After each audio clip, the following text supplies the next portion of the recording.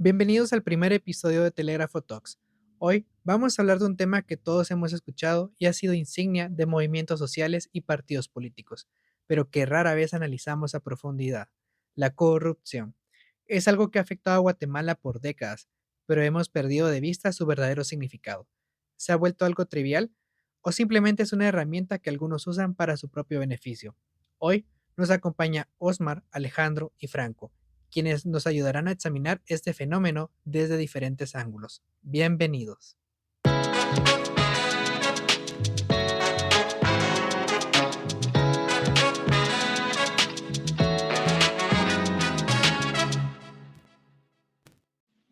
Hola a todos y todas. Sean bienvenidos al primer episodio de Telégrafo Talks. Este es el primer episodio de la primera temporada de este podcast de conversaciones abiertas en vivo desde X Spaces, donde todos los viernes por la noche. Telégrafo Talks es un espacio para conversaciones auténticas, profundas y relevantes. Hoy tenemos un episodio bastante curioso y hasta polémico. Mi nombre es Gabriel, miembro de Telégrafo, y seré su moderador en esta charla donde indagaremos el significado y algunas soluciones de la corrupción en Guatemala. Hoy tenemos 3 invitados y voy a proceder a presentarlos y después a darles la palabra para su saludo respectivo. Tenemos a Alejandro Solórzano. Él es conferencista y consultor en temas legislativos, democráticos y participación juvenil. En la actualidad se desempeña como analista parlamentario en Legis, donde colabora en la evaluación de propuestas legislativas y políticas públicas. Además, funge como director del Observatorio Legislativo. Su experiencia está enfocada en el fortalecimiento de procesos democráticos, fomento a la participación ciudadana e involucramiento de la juventud. También es autor de columnas de opinión en la iniciativa Jóvenes por la Transparencia y es blogger de la revista Telégrafo desde hace unos años. También nos acompaña Osmar Gamboa, que es estudiante de Ciencias Políticas de la Universidad de San Carlos de Guatemala.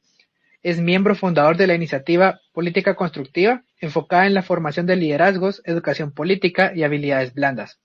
Escribe en Jóvenes por la Transparencia temas de política y es autor de columnas en la revista Telégrafo. Por último, tenemos a Franco Farías, que es economista, autodidacta de la Escuela Austriaca, director del Movimiento Libertario Guatemala y es coordinador senior de Students for Liberty. Además, es autor de columnas de opinión en Jóvenes por la Transparencia. Muy buenas noches a los tres. ¿Cómo están? Alejandro. Hola, ¿qué tal? Buenas noches, ¿cómo están? Es un gusto poder saludar y estar nuevamente en este espacio que realizamos en Telégrafo.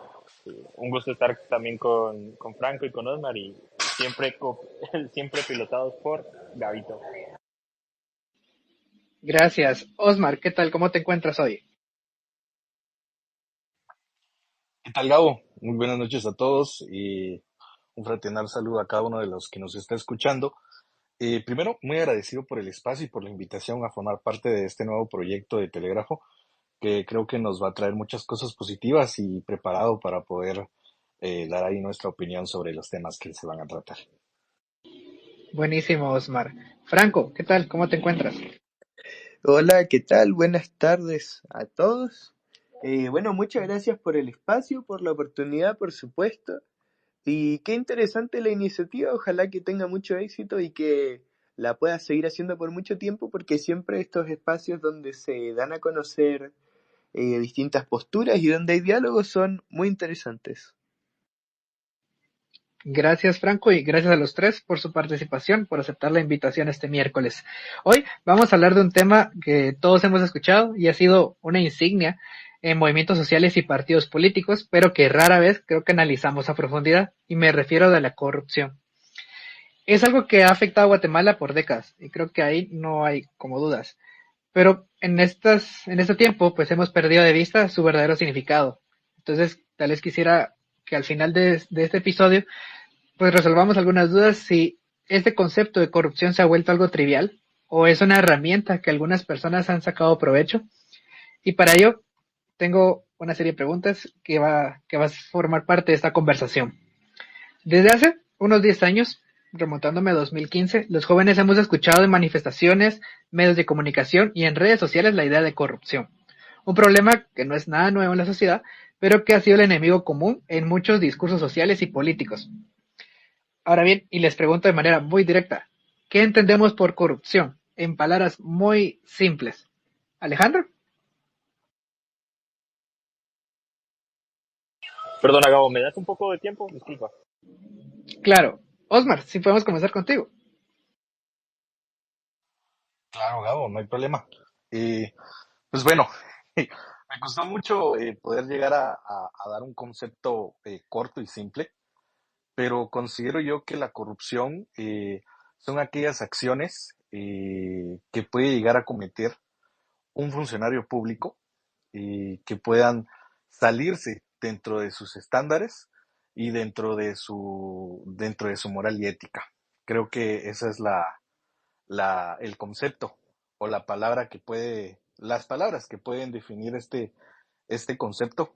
Claro que también entiendo de que puede, puede salirse y que la corrupción no solo aplica para el espectro político, pero como había mencionado, creo que esa es la definición desde mi perspectiva.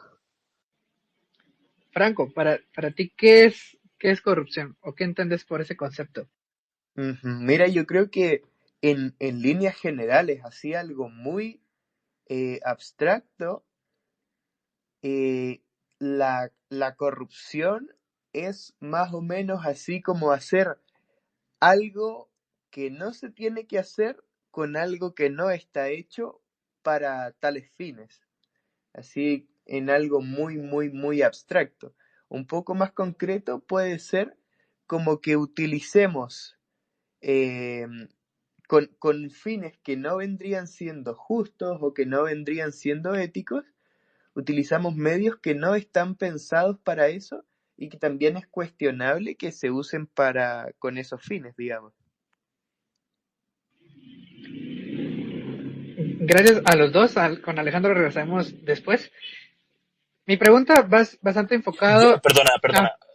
Ya estoy por acá, disculpa, Gabo, es que, es que fíjate que yo me encuentro ahorita rumbo a un departamento, pero el tráfico está colapsado, hay ríos desbordados y me quedé atorado en el tráfico, entonces una disculpa aquí con la audiencia también por este tema.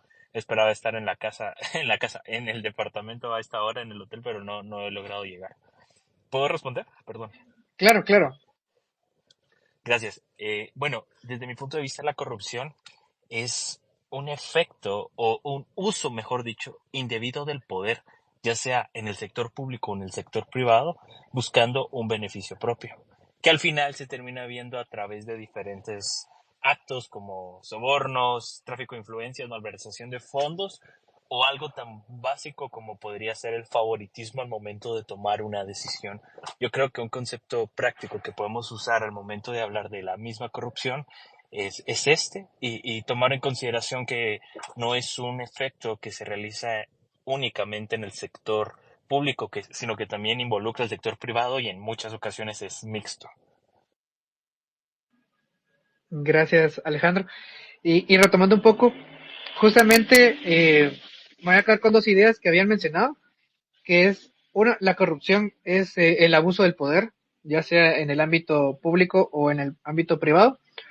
Y además, Alejandro nos exponía puntos puntuales cómo podemos ver y percibir la corrupción, no solamente como un concepto que está ahí flotando, sino en hechos bastante directos. Él mencionaba, por ejemplo, los sobornos, el tráfico de influencias, los favores, que ese es un punto que me llama bastante la atención.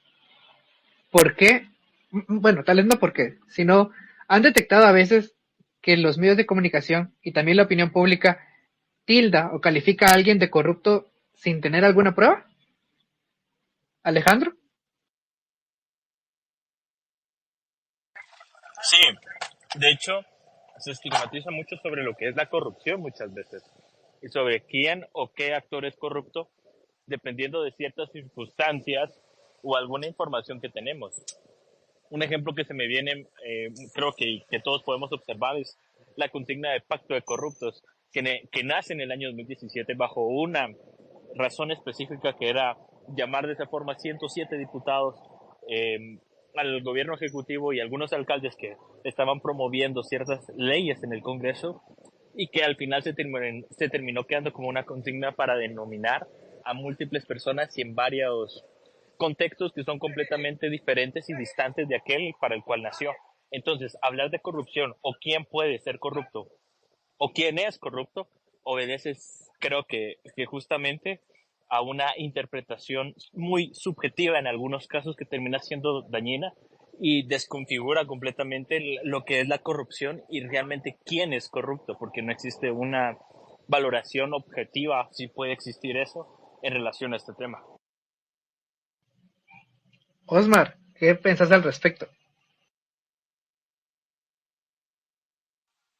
Claro, pues concuerdo bastante con lo que menciona Alejandro. Yo creo que el hecho de poder decir quién es corrupto y quién no es muy subjetivo y claro que la sociedad civil y los medios de comunicación han influenciado directa o indirectamente en cómo nosotros podemos tildar a alguien con este concepto, ¿no? Eh, Creo que uno de los ejemplos podría ser con los recientes acontecimientos, con el tema de las elecciones generales del año pasado, en donde creo que ese accionar nos polarizó más como sociedad. Entonces, el actuar del actual gobierno, no puedo yo asegurar que no sea corrupto, así como no puedo asegurar que sea corrupto, pero ahí entra nuestra subjetividad, ¿no? El poder decir o poder tildar a alguien de corrupto porque no se acopla a nuestros ideales políticos. Podemos ver mucho sector o varios del sector conservador que pueden venir y tildar al actual gobierno de ciertos actos corruptos solamente porque no se están acoplando a los ideales que ellos tienen de su visión política. Al igual que los medios de información, tanto oficiales como no oficiales, como independientes, cada uno puede llevar su propia narrativa que aunque explícitamente no digan la palabra corrupción, nos llevan a inferir que esta persona, que esta asociación o que este grupo de personas pueden estar relacionadas o no a actos de corrupción. Gracias, gracias Osmar. Franco, adelante. Bueno, mira, un poco lo que decías de que de que existen medios que tachan a gente así como que sea corrupta sin pruebas. Naturalmente y por una razón muy sencilla que todos tenemos que comer. Entonces, si tú pones en el titular que Pepito es corrupto, yo creo que vende más que una noticia así que tenga menos importancia. Eso es una cosa ya casi como de marketing. Ahora, con el tema, yo creo que, claro, decir que alguien es corrupto es como un adjetivo descriptivo a la persona, pues yo creo que la manera más correcta de usarlo tendría que ser el adjetivo descriptivo para un acto. Porque, por ejemplo, yo eh, voy a agarrar a cualquiera del público, no es nada personal. Yo voy a, por ejemplo, David, que es el primero que me sale, que tiene su verificado además. Yo sería más complicado que yo probara que David es corrupto a que David, por ejemplo, en particular hizo una acción que se puede asociar a prácticas de corrupción. Entonces, en ese sentido, claro, a veces cuando uno dice que X o Y es corrupto, a veces también es más por una... Hay personas que sí lo son, que efectivamente, digamos, ahí hay que hacer una ponderación. Si la mayoría de las acciones que hace una persona con relación a cierto tema son corruptas, él es corrupto también. Pero a veces la manera más objetiva de decir con el tema de la corrupción es decir que cierto acto que una persona hizo fue corrupta, o sea, fue corrupto. Y es una cosa así un poco más sencilla para manejarse también, porque si no al final caemos en ese dilema de quién es corrupto y quién no es corrupto. ¿Basta una acción corrupta para ser corrupto por el resto de la vida? ¿Cuántas son las acciones necesarias? Son cosas complicadas y eso sí es el punto subjetivo en el que uno tendría que ir juzgando de la manera más eh, inteligente, de la manera más mesurada posible. Gracias. Sí, justamente ahí mencionaban al respecto de la corrupción cómo se utiliza como ese calificativo para las personas y se queda como manchado. Y creo que tiene mucho que ver cuando mencionan pues medios de comunicaciones, no solamente me refiero a a prensa y radio.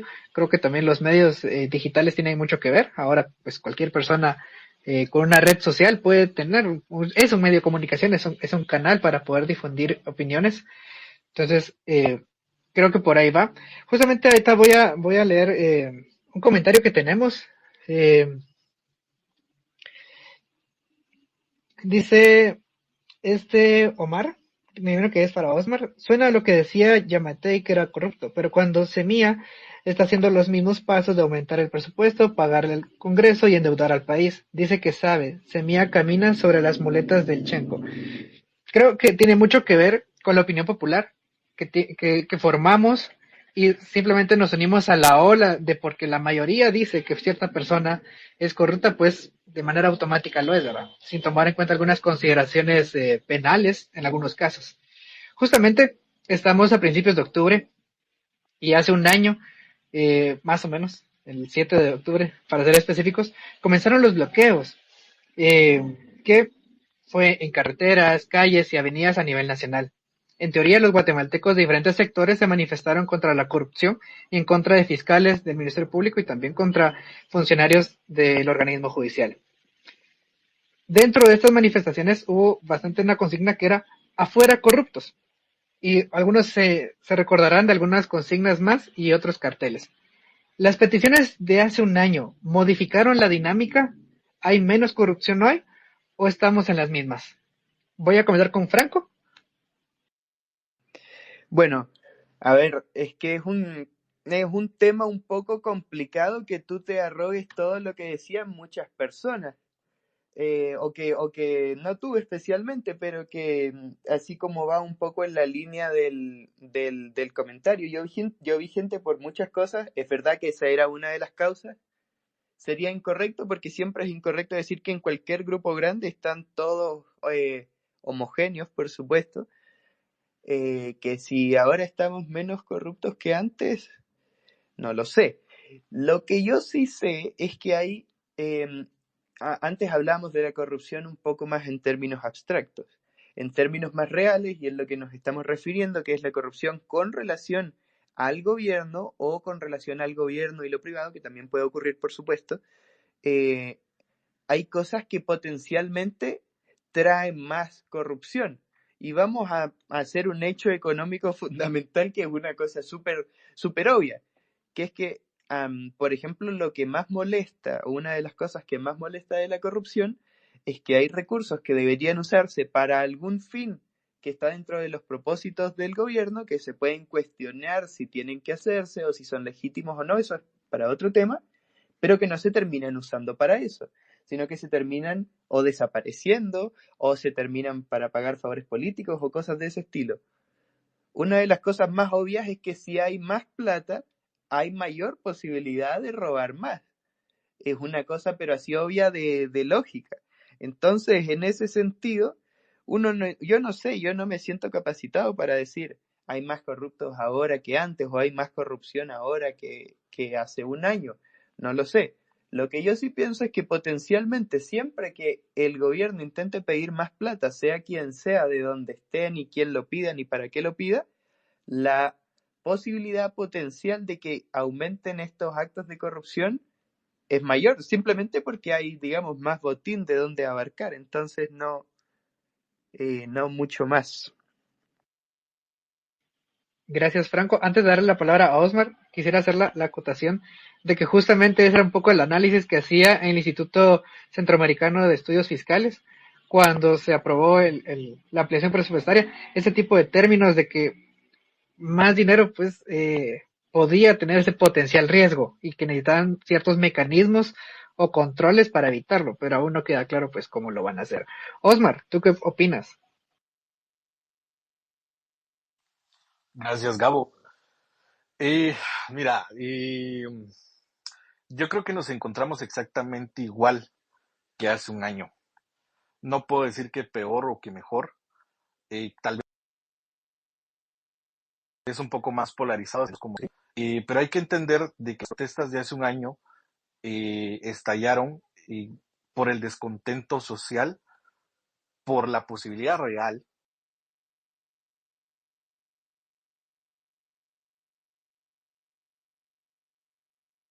hace casi 10 años, donde esto estalló por un escándalo de corrupción como tal. Eh, eh, en los dos, de los dos acontecimientos, se plantearon reformas o se plantearon dinamismos que nos ayudaran a cambiar el cómo se iba a ejercer la corrupción dentro de los gobiernos futuros. El claro ejemplo del 2015, estalló la histeria, sí, protestamos, sí, pero no planteamos nada más allá de nuestro descontento ante la corrupción. Y por eso entró Jimmy Morales al y pintándose como alguien no corrupto, pues claro, todos se van a pintar como no corruptos al querer obtener tu voto. Pero en las manifestaciones del año pasado, creo que solo nos confrontamos más. Claro que se logró el cometido de que se pudiera tomar posesión por parte del actual gobierno, pero aún así, en esta actual administración hemos visto actos que hacen que cierto porcentaje de aquellos que participaron o que estuvieron de acuerdo durante los actos de manifestación hoy estén desconfiando del mismo gobierno.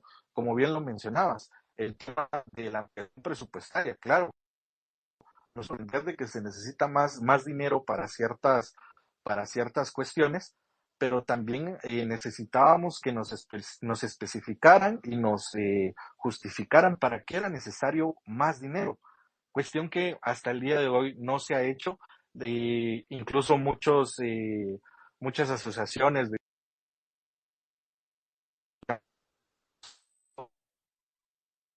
técnicamente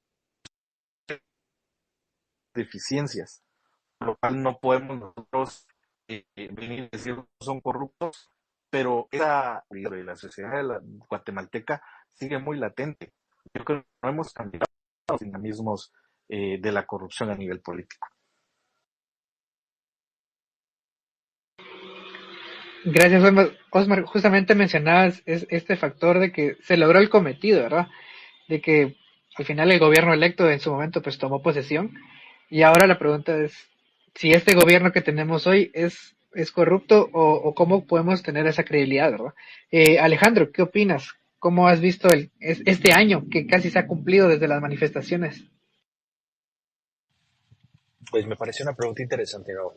Me gustaría partir y tomar un poco los puntos que mencionaban tanto Franco como Osmar en relación a qué es lo que estaba pidiendo la población.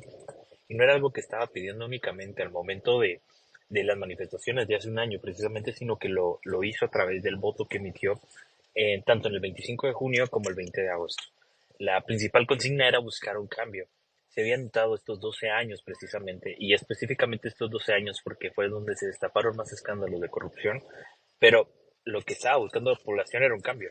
Eso los hizo buscar nuevamente un agente outsourcing como lo era en su momento Carlos Pineda, y de hecho era el que decantaba para poder ganar las elecciones, pero luego se cambió, eh, se canceló su partido y demás, ya no pudo participar.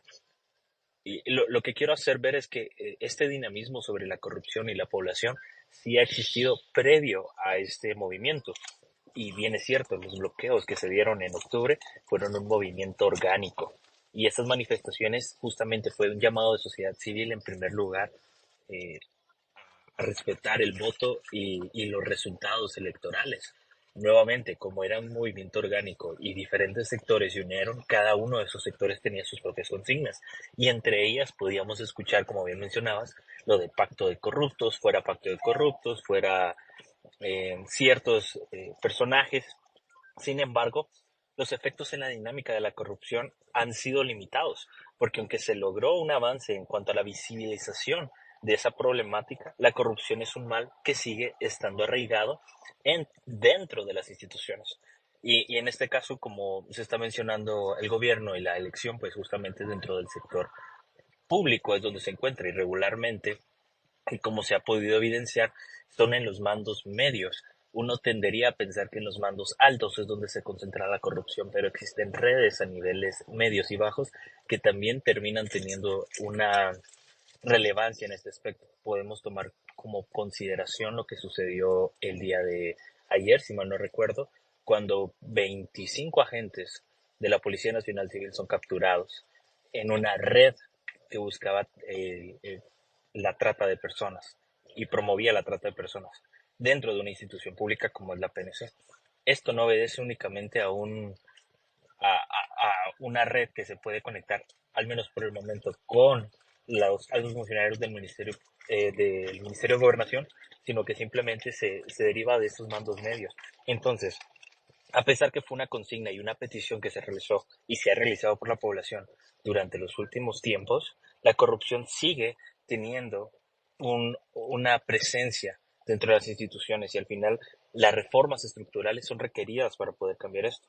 Se necesita implementar nuevos mecanismos de transparencia para que la ciudadanía vigilante pueda estar al tanto. Entonces, ¿se dio un paso? Sí, se dio un paso, pero todavía existen varios factores que terminan influyendo en esa toma de decisiones.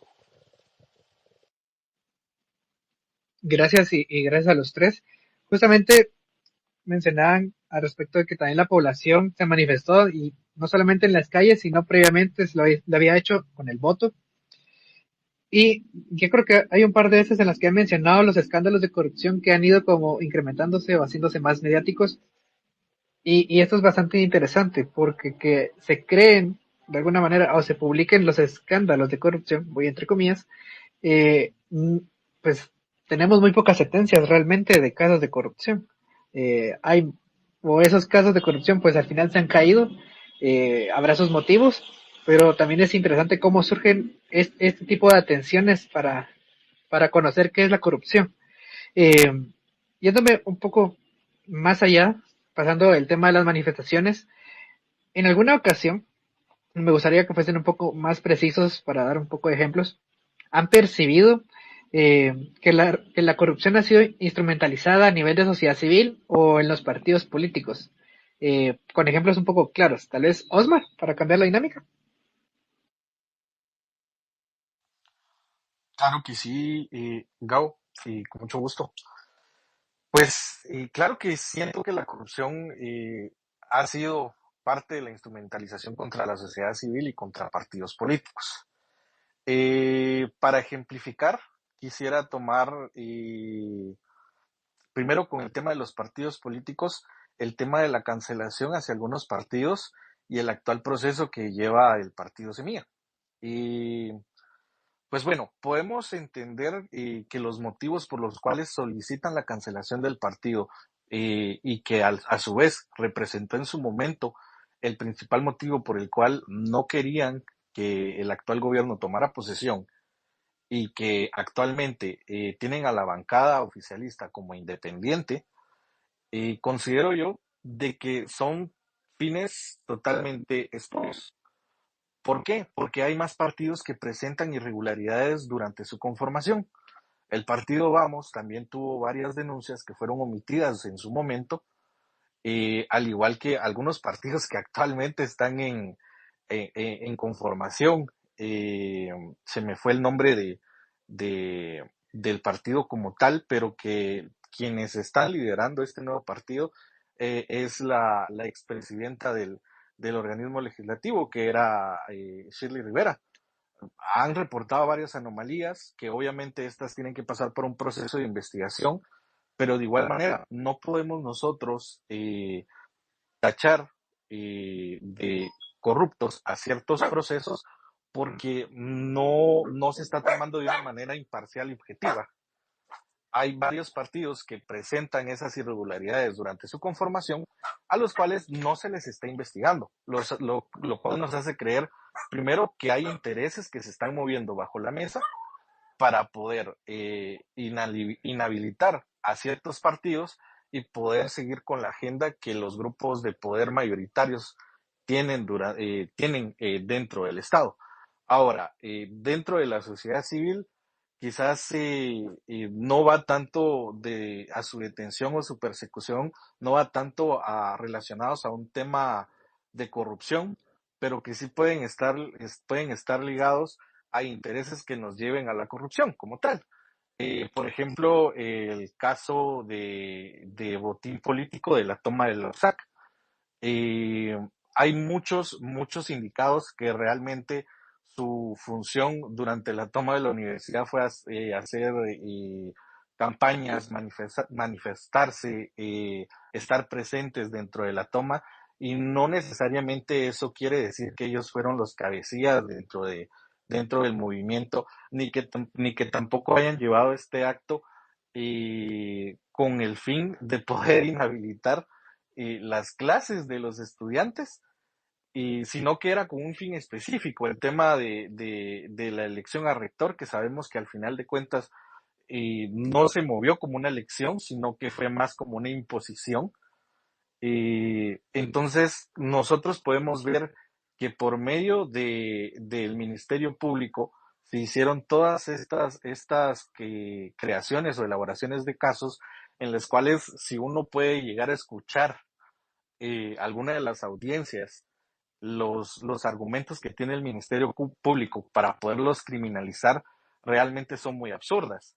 Al final de cuentas, nosotros tenemos que acatar o tenemos que esperar cuál es la decisión del juez que tiene que llevar el debido proceso, pero nosotros vemos esas,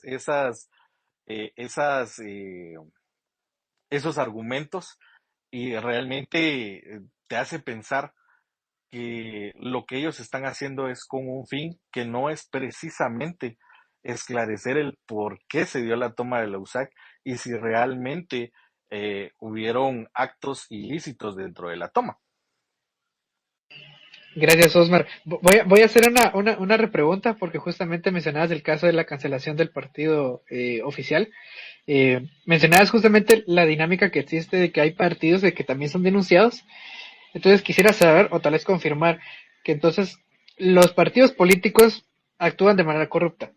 ¿Por qué? Porque tienen denuncias, pero el Ministerio Público no los investiga. Por lo tanto, por las denuncias ciudadanas o de otros, eh, pues hay algún motivo por el que no se han investigado. También hay otra, como, hay otro círculo ahí vicioso de corrupción, porque también hay parte de los jueces, entiendo yo, y también del Ministerio Público por no investigar estas denuncias. ¿Es así? Es correcto.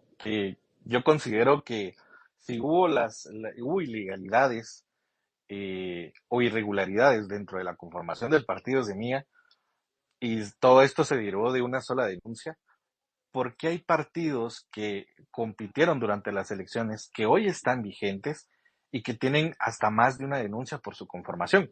Entonces eso te hace dudar realmente sobre la objetividad del Ministerio Público y sobre todo del sistema de justicia, sobre si realmente ellos están apegándose a la ley y a su ética y moralidad o realmente están respondiendo a intereses de grupos de poder. Gracias, Osmar. Franco, tú querías también responder la pregunta, cuéntame. Sí, por supuesto, pero antes me gustaría hacer unas puntualizaciones y creo que aquí dimos muchos ejemplos buenos que van a servir para ilustrar un poco de qué pasa realmente con la corrupción.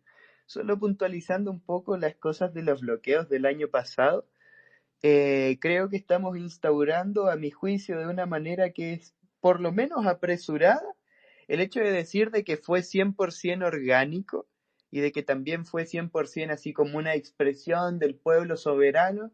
Yo entiendo que eso en narrativa política es muy importante, pero a mí que eso la verdad no me importa demasiado.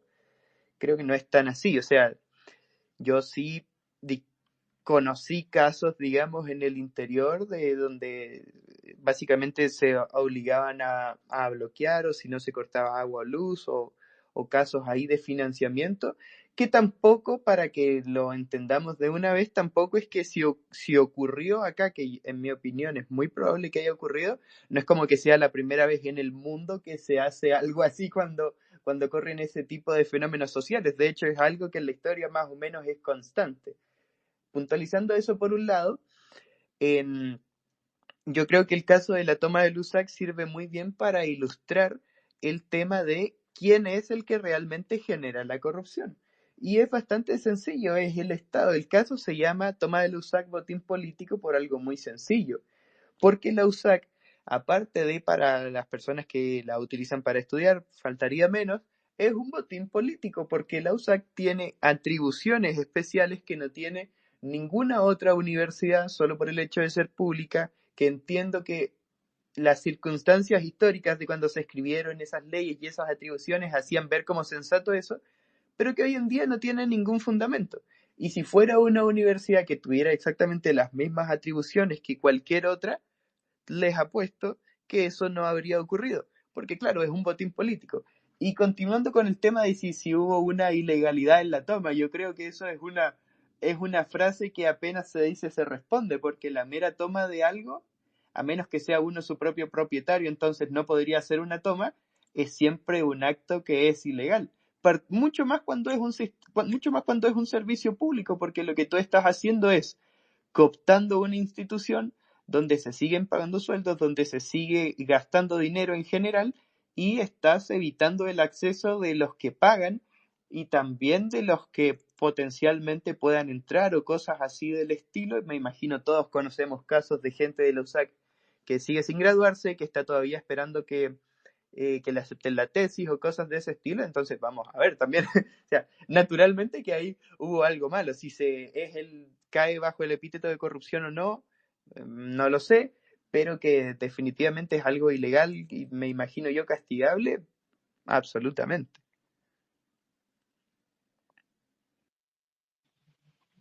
Gracias, Franco. Sí, justamente, creo que es bastante interesante lo que mencionan los dos y el caso creo que de la USAC es bastante relevante. Justamente lo que mencionaba Franco es bastante interesante porque a veces eh, consideramos que por tener alguna consigna que por algún motivo suene bastante noble, se cometen algunas ilegalidades, con el caso de la toma. O sea, hay algunas personas que usurpan un espacio público, pues en teoría es un acto no legal. Entonces creo que hay ciertas consecuencias. El tema también será si las personas que son capturadas o investigadas son esos responsables o quién será, ¿verdad? Creo que por ahí va un poco la línea de los dos comentarios de ellos. Alejandro, cuéntame.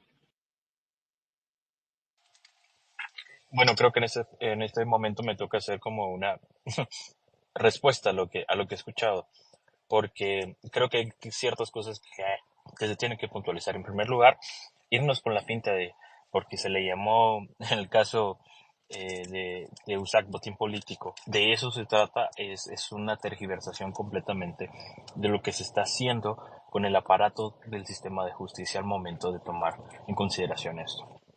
En primer lugar, cuando se está hablando de este caso, y voy a tomarlo como ejemplo, desde un punto de vista legal, no económico, no de otra rama social, sino desde el punto de vista legal, lo primero que tenemos que considerar es qué presupuestos están allí y qué supuestas acciones se cometieron o se dejaron de cumplir y estas constituyen un delito.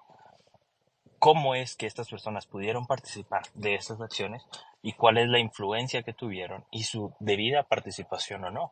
Y eso es un tema que no se ha terminado de poder dilucidar. ¿Quiénes participaron? ¿Cómo participaron y cuál fue el efecto de su participación dentro de este caso en específico, como se mencionó? Pues no se ha terminado. Y nuevamente, esto porque obedece a un aparato estatal que tiene que basarse en presupuestos legales establecidos. Y esa es la forma en la cual muchas veces se trata de configurar o desconfigurar ciertos tipos de acciones para que puedan encuadrar o no en determinados aspectos y que estos tengan al final una pena. Esto sucede tanto en casos de criminalización, como bien se hace mención, como sucede en casos en los que se busca la impunidad, porque se cambia completamente el rol de las acciones que están tomando o las acciones que realizaron ciertas personas para desencuadrarlas dentro del delito sobre el cual se había tipificado y desde esa misma cuenta pues ya no existe un caso. Como ya no existe un caso, pues ya no existe corrupción y como ya no existe corrupción, pues la persona es pura y santa.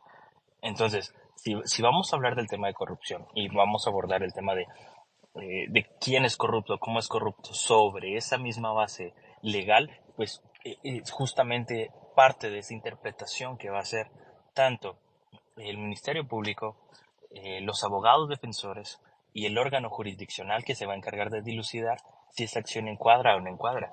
Y la forma en la que encuadra, pues también es bastante relevante, porque creo que no hay ente más corrupto que aquel que administra la justicia, pues es capaz de llamar a una persona corrupta o dejar de llamarla corrupta a través de los propios intereses o influencias que puede llegar a tener. Es por eso también tan importante tomar en consideración que estamos ante una elección de cortes, eh, tanto de salas de apelaciones como en la Corte Suprema de Justicia, y esto termina teniendo una relevancia porque los actores que pueden llegar allí pueden decidir sobre qué acción puede ser corrupta o qué actores terminan siendo o no corruptos. Voy a ejecutar unas repreguntas para recaudar un poco la pregunta original.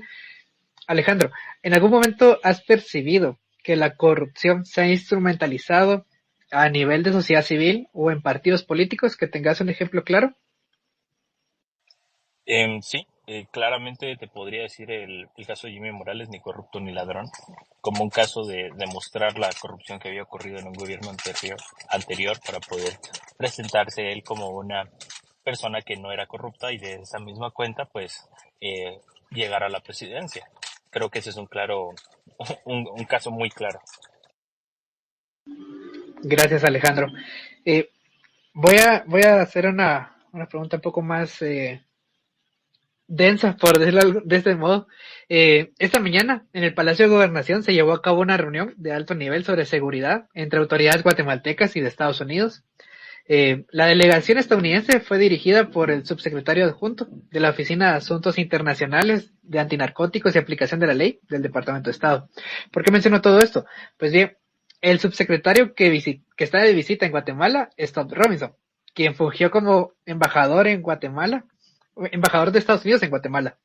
Ahora bien, ¿cuál ha sido la participación de Estados Unidos en la lucha contra la corrupción en Guatemala y cómo la califican? Franco. Bueno, lo que pasa es que Estados Unidos tiene la fama de querer ser él el policía del mundo.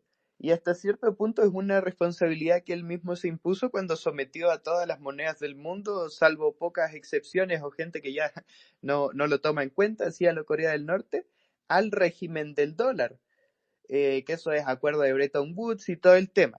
Em, Partiendo por ahí.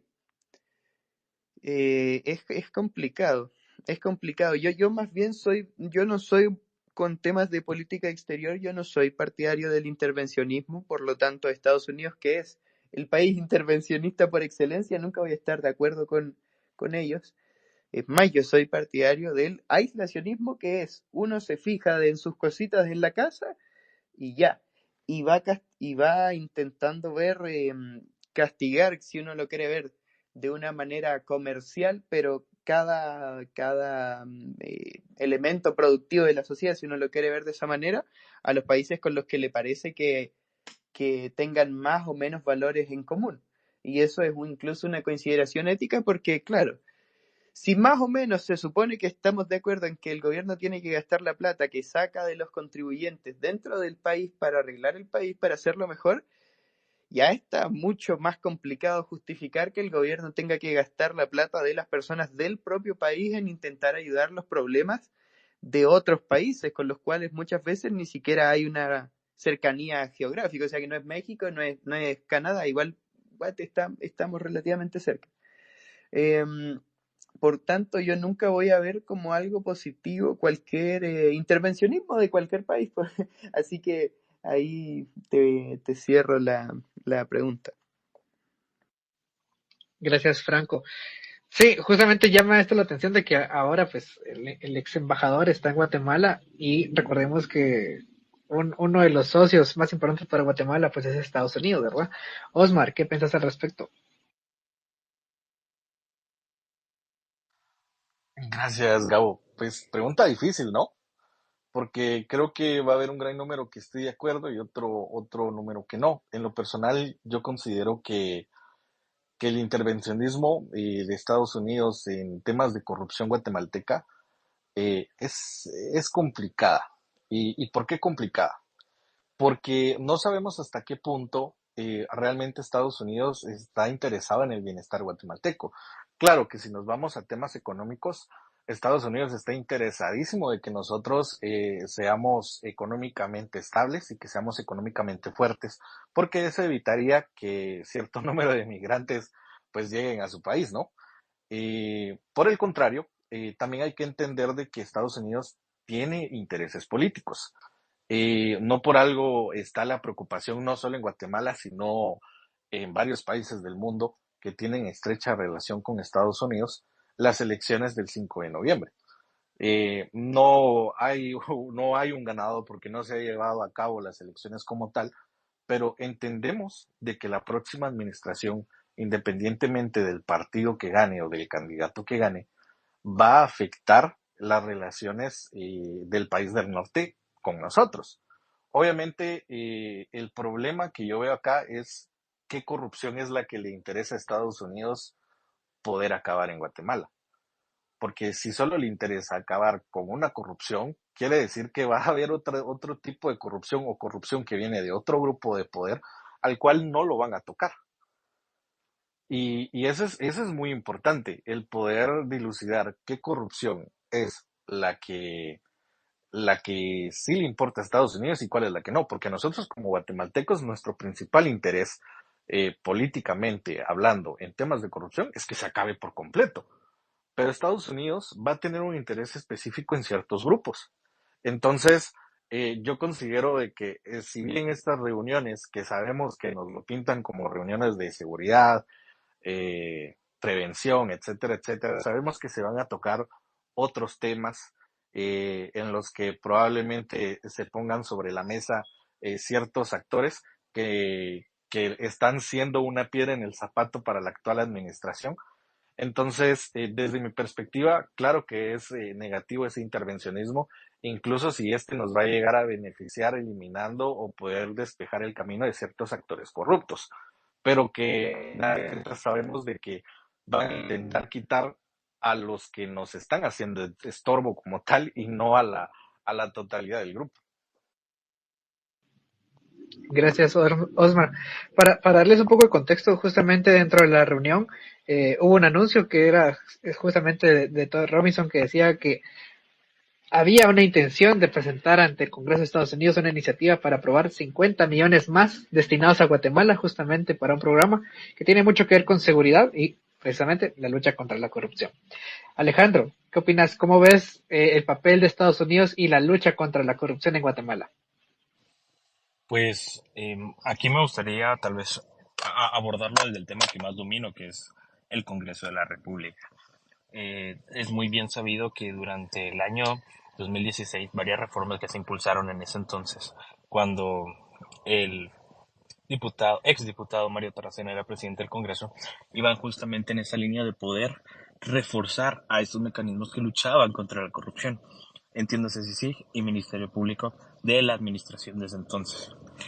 A través de eso se impulsaron múltiples leyes, como por ejemplo la ley de aceptación de cargos, por dar un ejemplo, reformas en cuanto al sector justicia, reformas en la ley de la carrera judicial, que terminaron teniendo una influencia en la toma de decisiones y que hoy por hoy está repercutiendo. Y una de las muy claras, la reforma a la ley orgánica del Ministerio Público, que también fue impulsada, como bien se sabe, desde ese acuerdo entre estos estados. Al final, tenemos que entender que los estados tienen sus propios intereses y al momento de hablar de esa comunión o concierto entre naciones, cada una de esos estados va a velar por el interés que esté de acuerdo a sus necesidades y las problemáticas que consideran que están enfrentando.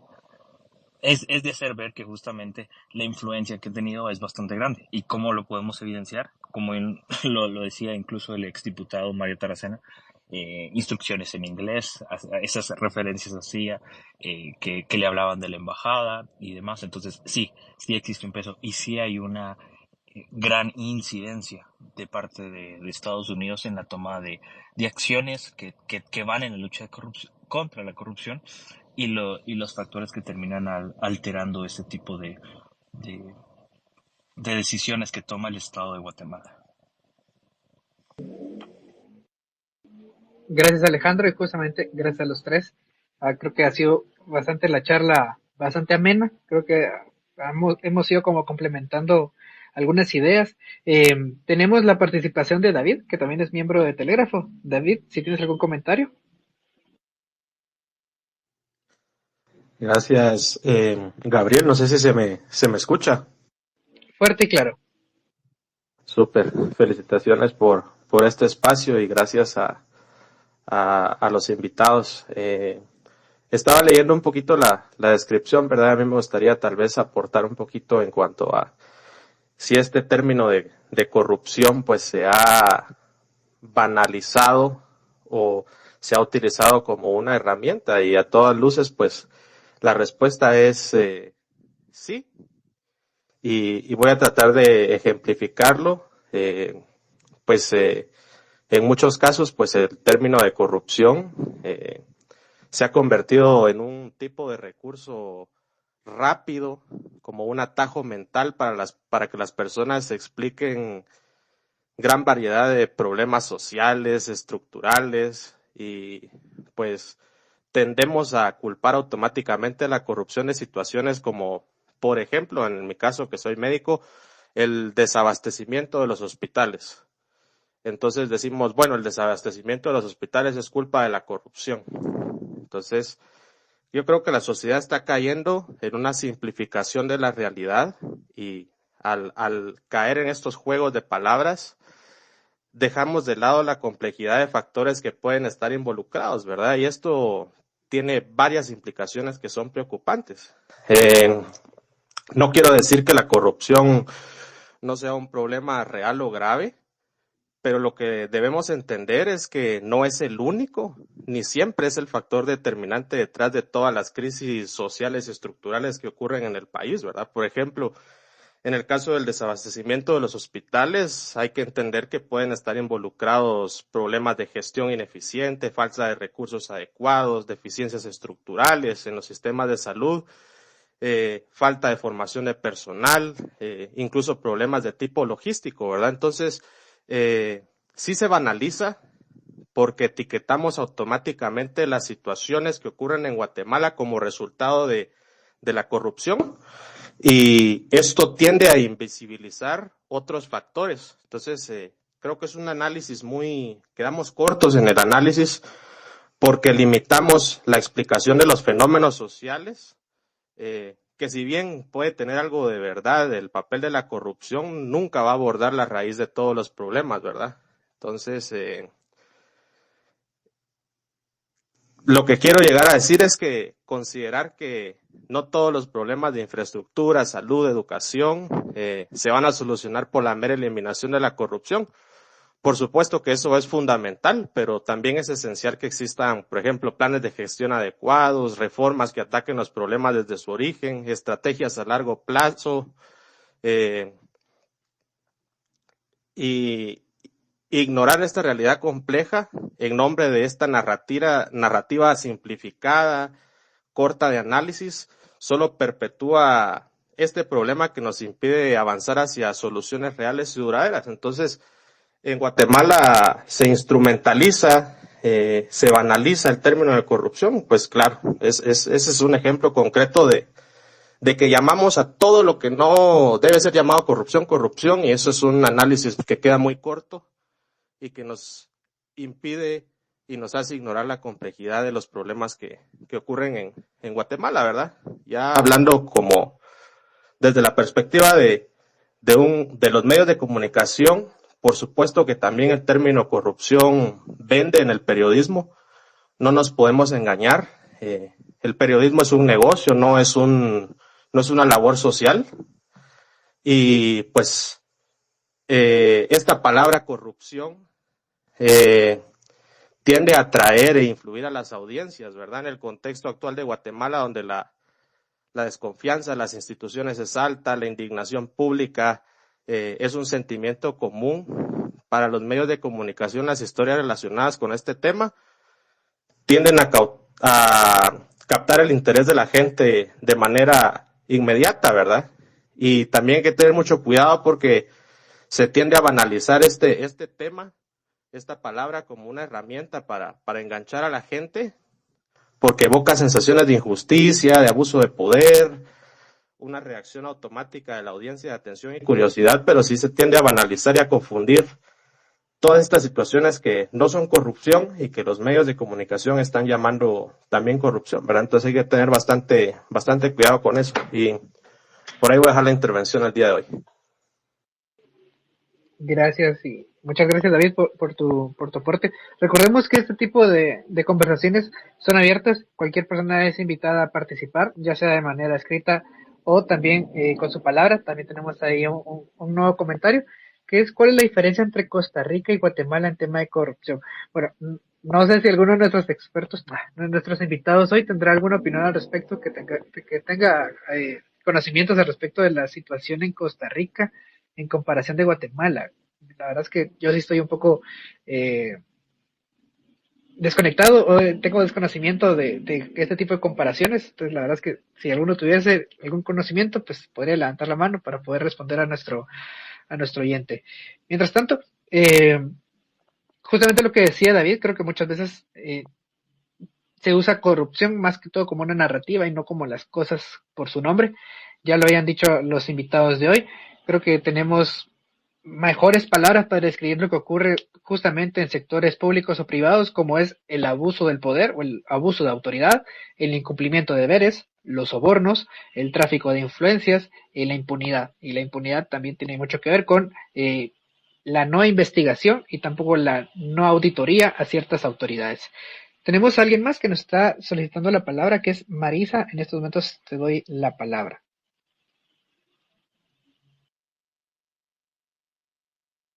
Hola, buenas noches, ¿me escuchan? Sí. Hola, ¿qué tal? Bueno, yo solo un breve comentario y escuchando las intervenciones de todos, pues yo considero que si nos preocupa tanto la corrupción, hay que ver un poco por qué hay corrupción o qué incentivos hacen que haya corrupción, ¿verdad? Hablando corrupción puramente del lado del sector público, porque, o sea, si bien hay en el sector privado, veremos que los incentivos también son diferentes, porque dado que en el sector público, uno, como sociedad civil, creo que hiere más el tema de que la corrupción sea pública, porque al final de cuentas todos como contribuyentes apoyamos, aportamos y al final de cuentas es nuestro dinero, ¿verdad? Entonces siempre pega más. Y dos, es que en el sector público los incentivos están alineados para que haya una mayor corrupción, dado que como funciona el sistema es que nadie paga directamente muchas veces las consecuencias de la corrupción. ¿A qué voy con esto? Por ejemplo, venga un político durante los 4 años que está, hace marufias o indirectamente se ve reflejado en casos de corrupción. Muchas veces no es el político directamente el que paga por eso. O sea, al final de cuentas, ¿qué pasa ahorita? Por ejemplo, presupuesto desfinanciado, deuda, etcétera. El corrupto o el político no va a pagar por ello. O sea, al final no hay una culpa, creo que directa en muchos de los casos. Igual, aunque se juzgaran, probablemente nunca se va a llegar al impacto que tiene o todos vamos a tener que pagar por ello. Entonces yo creo que también una de las soluciones para mí en el tema de corrupción es simplemente limitar el Estado, porque ¿qué pasa también?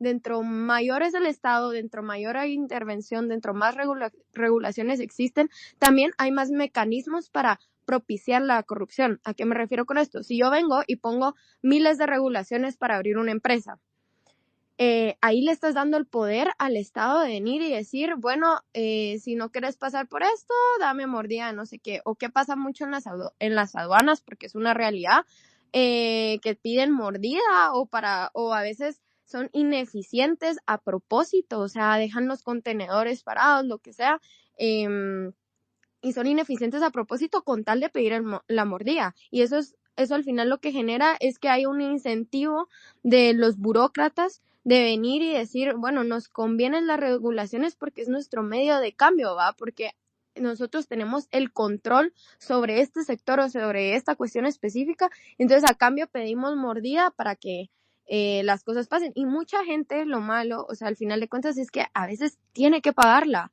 Y se entiende porque que a veces son empresas que están generando miles de pérdidas y no les queda de otra que pagarla, pero lo peor es que la ley a quien va a perseguir es a la persona que paga la mordida y no a quien está pidiéndola. Entonces también eso en cuestión de tema de corrupción. Y finalmente yo creo que sí, la corrupción es algo importante, hay algo que enfocarse, pero también hay países que aunque tengan altos niveles de corrupción, están mucho mejor que Guatemala. ¿Y por qué es eso? Es porque hay también otras aristas y creo que David lo mencionó, ¿verdad? El simplificar todo a solamente corrupción no arregla los problemas tampoco verdaderos de Guatemala. De que hay que combatirla, pues sí, yo desde mi punto de vista es limitando al Estado, pero también están otros factores como certeza jurídica, el respeto a propiedad privada, el respeto a los contratos, etcétera, que hacen que los países realmente prosperen y que al final de cuentas, si bien existieran corrupción, el país puede salir adelante, que no es justificable que exista,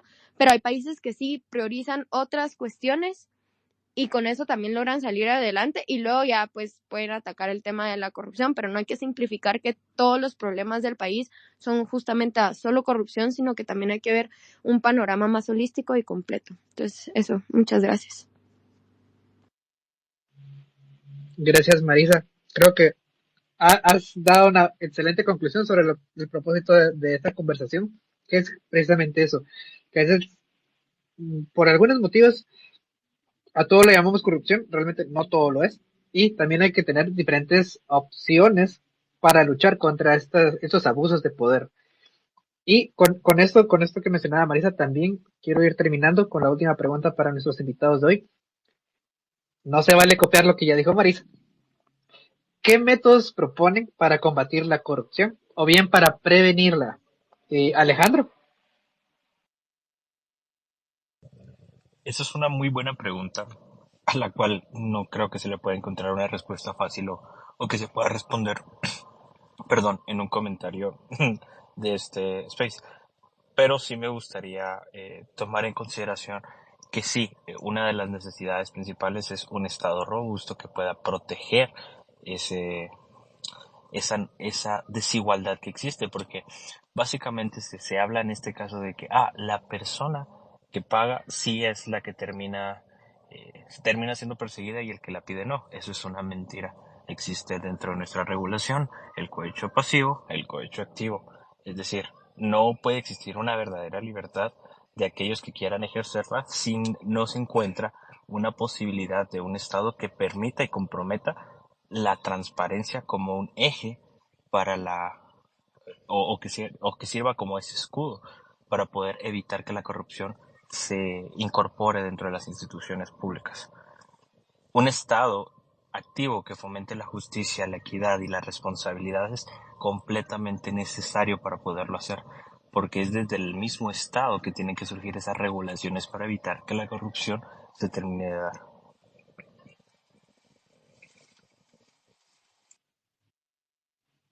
Osmar, ¿qué propones para combatir la corrupción? Uf. Pregunta difícil, Gabo. Pregunta muy difícil. Claro que pueden haber como muchas perspectivas desde el cual lo puedas tomar. Considero yo que para poder prevenir la corrupción, desde mi vista más utópica de esos sueños que los puedes encontrar desde lo más recóndito de cualquier conciencia de algún cientista social, al menos desde mi conciencia, yo a veces creo que en Guatemala necesitamos un régimen autoritario que nos ayude a limpiar los grupos de poder para poder ejercer realmente la política como debe de ser. Y recordemos que de la política se derivan todas las decisiones que nos van a ayudar en el desarrollo del país. Obviamente nosotros no podríamos ejercer un régimen autoritario que nos ayude a eso y que tampoco nos garantiza que un régimen autoritario elimine la corrupción y que ayude a mover el engranaje del Estado. Ahora bien, el Estado de por sí, eh, por lo que recuerdo, el Estado guatemalteco es uno de los más pequeños de Centroamérica, pero aún así es ineficiente.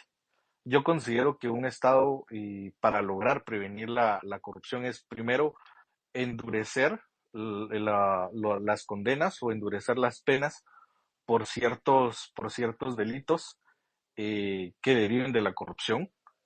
Segundo, lograr la independencia de nuestros tres poderes, porque hoy por hoy no hay una independencia de nuestros tres poderes. Cada uno responde a intereses del otro y eso no permite de que en nuestro estado realmente tengamos una justicia objetiva, que no tengamos un ejecutivo que trabaje por un bienestar social y que no tengamos un legislativo que, valga la redundancia, legisle por el bienestar social. Tenemos el ejemplo de la elección de Cortes.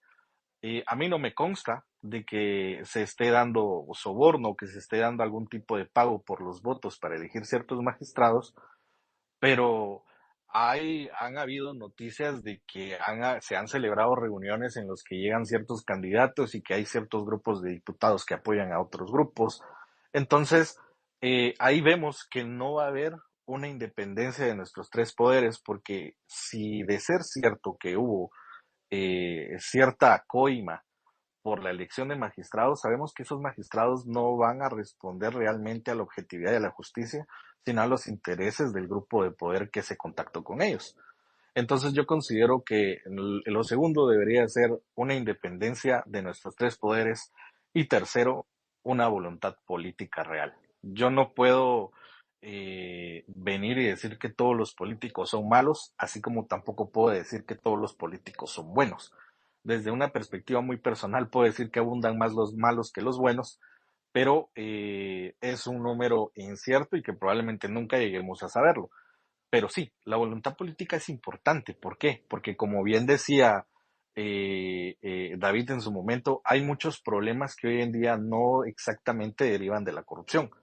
Entonces, si nosotros enfrascamos el término corrupción como a todo lo malo que nos sucede o como todo aquello ineficiente dentro del Estado, básicamente hacemos que nuestra sociedad, que nuestros talentos, que nuestros profesionales no se interesen por participar dentro del sector público. Entonces, al no tener una buena voluntad, perdemos esa intención de participación de la sociedad, que tenemos muy buenos profesionales, de eso no tengo duda.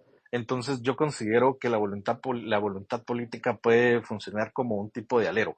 Creo que todos necesitamos un alero para poder llegar o culminar ciertas metas que son en nuestro beneficio. Entonces, si nosotros vemos una muy buena voluntad política dentro de los funcionarios, obviamente que van a haber más personas que van a querer seguir participando o que van a participar porque saben de que sí es posible llegar a ciertos consensos. Entonces, si bien la buena voluntad política no acaba con la corrupción, sí nos permite que nuevas personas ingresen dentro del sector público con la voluntad de querer trabajar para lo que realmente están ahí, porque muchas personas ingresan solamente con el objetivo de enriquecerse o de enriquecer a su entorno y no de realmente cumplir con las funciones que se le fueron otorgadas. Desde mi punto de vista, eso sería. Gracias, Osmar. Franco, ¿de qué manera podemos combatir la corrupción o bien prevenirla? Bueno, muchas gracias. Oye, debo decir que me voy un poco triste de la charla porque pensé que más o menos todos estábamos en la misma línea, íbamos escuchando atentamente y después nos desinflamos tremendamente. ¿Cómo eso que Estado robusto? Si no explicamos ya explícitamente que mientras más grande es el gobierno hay más oportunidad potencial de la corrupción. Hay estados que son pequeños y que son tremendamente eficientes. Está el caso de los países bálticos, por supuesto. Ahora, hay una cosa muy fundamental, que es que uno tampoco eso me parece así, pero un disparate absoluto, que es el gato, como dicen ahí, el gato cuidando la pescadería o el gato cuidando la carnicería, que es el Estado mismo regulándose a él mismo, pretendiendo no ser corrupto, estableciendo él cuáles son los márgenes en lo que se entra y no corrupción. No, yo ahí lo que creo realmente es que si se quiere acabar con la corrupción, porque si hay corrupción y si hay que acabar con ella definitivamente, no hay que dejarle ese rol a ningún Estado. O sea, eso nos toca a nosotros, a los que somos la sociedad civil. Ni al Estado de Guatemala, ni a Estados Unidos, a ninguno, por favor. Faltaría, faltaría menos. Porque hay que entender también una cosa de por qué es excelente limitar el tamaño del Estado, incluso a lo más mínimo si fuera posible, y que se dedicara a cosas muy puntuales para eliminar la corrupción. Cuando la corrupción ocurre en el sector privado, por ejemplo, ¿cuál es un caso típico de corrupción en sector privado? El papá dueño de la empresa contratando a su hijo en un cargo que le queda grande. Ok, bueno, Si ellos lo hacen mal, la empresa va a quebrar y van a ver sus decisiones.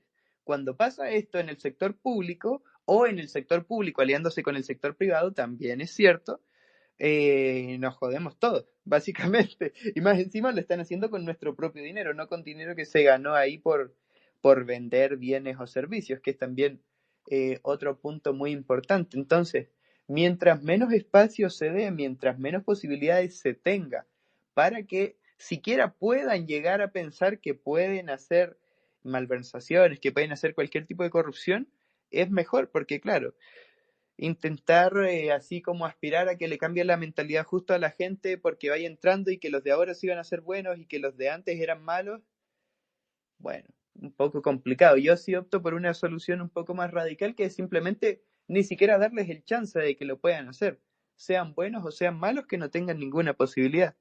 Y eso yo creo que sería en verdad mucho más eficiente. Gracias, Franco.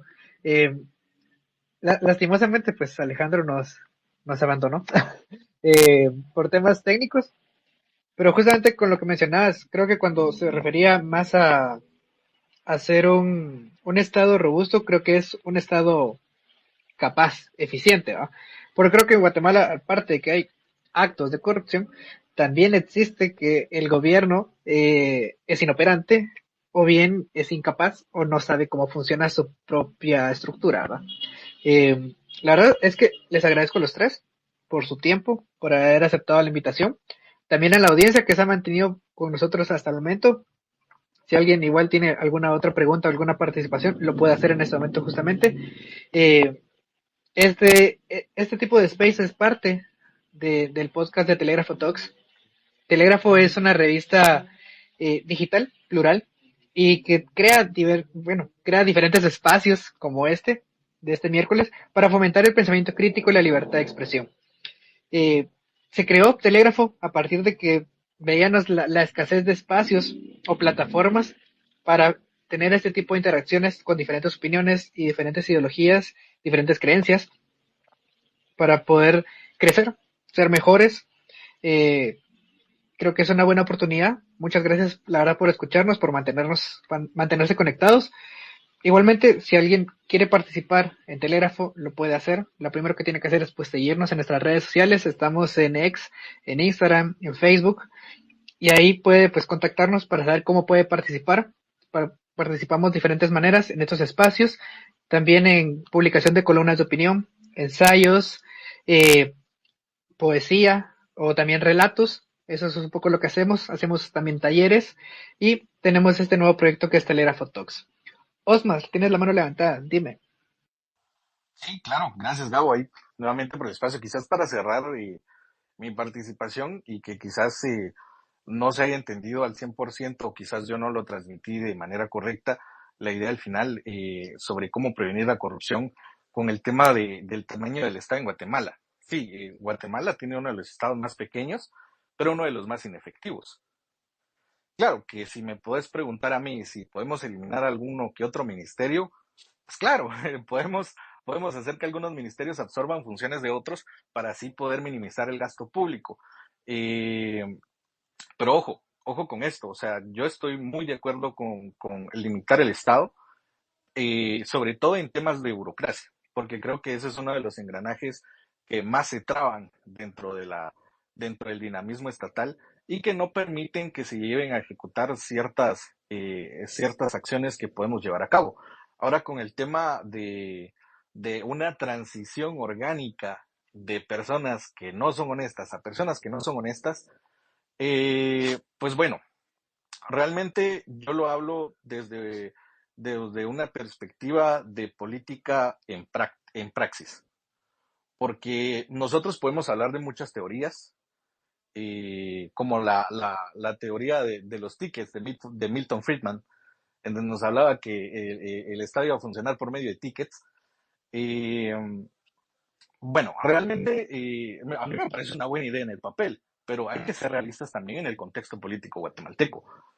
No podemos llegar y apegarnos solamente a nuestras teorías, porque van a haber ciertos actores o grupos de poderes que, valga la redundancia, van a tener un mayor poder mayoritario. ahí, perdón que redunde, van a tener un poder mayoritario al nuestro, en el cual nosotros no vamos a poder ejercer nuestra política apegada a nuestra teoría y vamos a tener que ceder ciertos espacios. Un claro ejemplo ahorita con el partido Semilla. Semilla quiso entrar a gobernar con sus políticas y bajo su perspectiva y se toparon con el gran muro de los grupos de poder. Tuvieron que ceder, tuvieron que negociar votos, tuvieron que negociar consensos. Al final de cuentas, la política es eso, llegar a consensos. Pero ¿bajo qué términos vamos a llegar a esos consensos? Ahí es donde nosotros, como sociedad civil, podemos llegar a criticar, ¿no? Pero, como lo mencionaba, lo que yo trataba de poder exteriorizar es que hay que llegar desde la buena voluntad política a intentar reformar lo que tenemos y no apegarnos tanto a las teorías, que si bien son importantes, ya dentro de la praxis, créanme que es lo que menos, a lo que menos se apegan, y claramente tenemos al gobierno actual, no han podido poder ejercer sus políticas al 100% porque no tienen mayoría, algo que, por ejemplo, en México sí se está logrando con la cuarta transformación de Morena, que ya el día de ayer tomó posesión Claudia Sheinbaum. Ya tienen el poder legislativo también y pronto van a tener el poder judicial y van a poder hacer sus políticas como ellos quieran. Si van a ser honestos o no, pues eso sí no lo podemos denunciar, ¿verdad? Al igual que acá. Nosotros nos tenemos que apegar a nuestra realidad política y poder llegar a ciertas alternativas viables que nos van a permitir poder limpiar la corrupción siempre y cuando estemos conscientes de quiénes nos rodean y de cómo vamos a poder trabajar en convivencia con esos grupos. Gracias, Osmar. Franco, no sé si tienes un comentario final justamente antes de cerrar. Bueno, que todas las teorías que no se adaptan a la realidad son malas teorías. Entonces lo que tenemos que hacer a lo mejor es agarrar teorías buenas. Yo sí creo que limitar el poder del Estado es una teoría buena, que en la práctica es buena también, y siempre que se pueda aplicar contra todo viento y marea, hay que darle, o por lo menos intentar darle en todo lo que se pueda.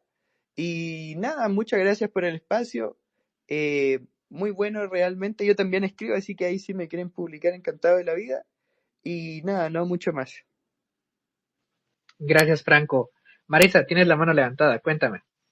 Sí, una última cosita, que muchas veces es cierto que Guatemala se proyecta como un estado pequeño y demás porque se utiliza un índice de gasto público y el grado de intervención, pero no es solamente la forma de medir qué tan intervencionista o qué tan grande puede ser el Estado. Por ejemplo, en Guatemala pasa muchísimo con otros indicadores que reflejan este Estado como represivo, intervencionista, como es, por ejemplo, por un lado, lo que es el esfuerzo que supone al procedimiento aduanero. Guatemala está en el posición 120 de 137 en el mundo. Después están otras como qué tan fácil es abrir un negocio en Guatemala. Pues Guatemala tiene miles de regulaciones para abrir un negocio, está en puesto 96 de 137 en el mundo.